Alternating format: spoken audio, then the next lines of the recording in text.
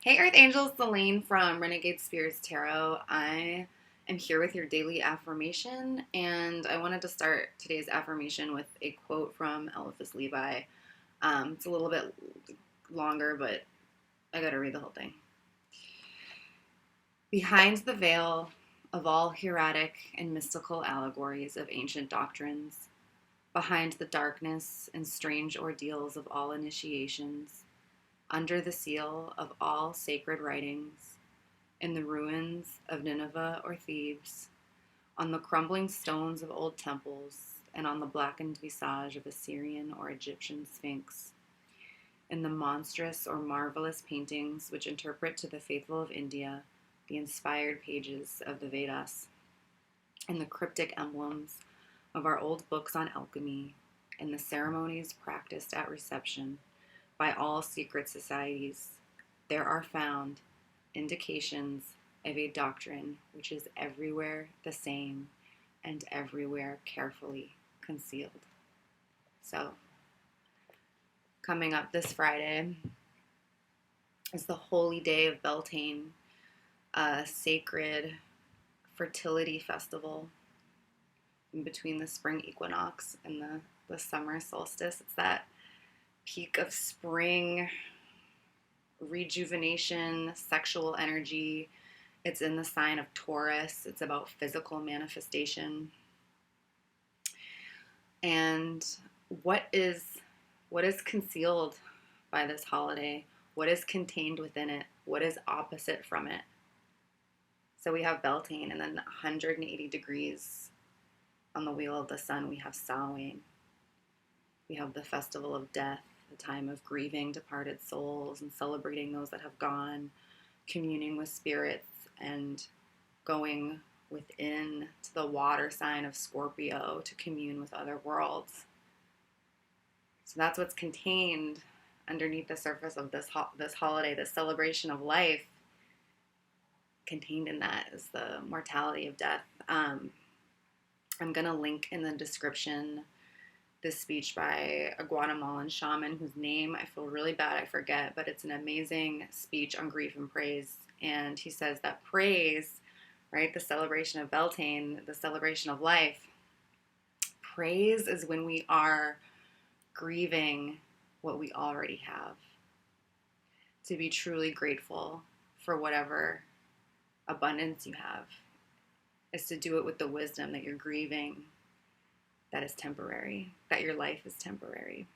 So with that, I also want to bring up the fact that it's not a coincidence that in addition to the sacred holiday, we have the political day of International Workers' Day that's also in this time of Taurus, this time of manifesting, this time of making things real on the physical plane. Right now, there's a lot of this talk about how things are so fucked up in this country and how, every other country is doing a better job about the government, stepping in and taking better care of their people, making sure the situation is taken care of in a better way. But let's remember here that other countries aren't like that because they just, happen to have more benevolent leaders. No, countries are like that because the people in those countries, they protest way fucking more than we do. People literally fought and died to have the quality of life that they have in those countries that have more socialized healthcare and better social programs. So obviously it's more complicated than just that. I understand that we're a much bigger country and that we're very divided, from the blue states on the coasts to the red states in the middle, and it makes it hard to do things that can be more easily done in a smaller country. But obviously, let me say too, this is not the time for protest. This is the time to stay home.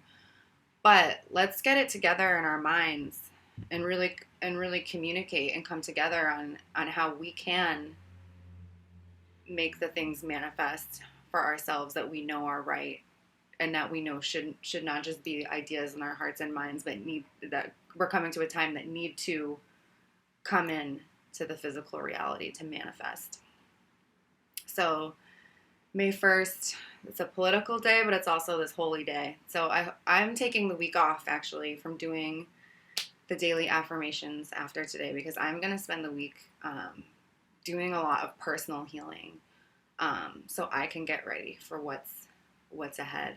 Because we're just at the beginning of a very long ride with this virus. And right now, the most important thing to do if you're not an essential worker is to stay home.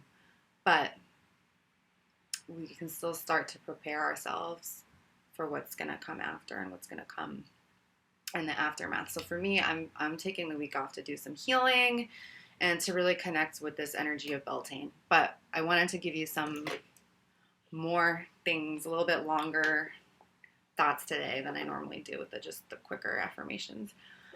But anyways, let me get to the affirmation itself.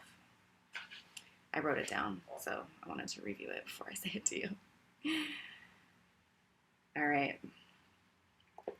Behind the veil of all illusion, there is the very core of all that is within. Behind the veil of all illusion, there is the very core of all that is within.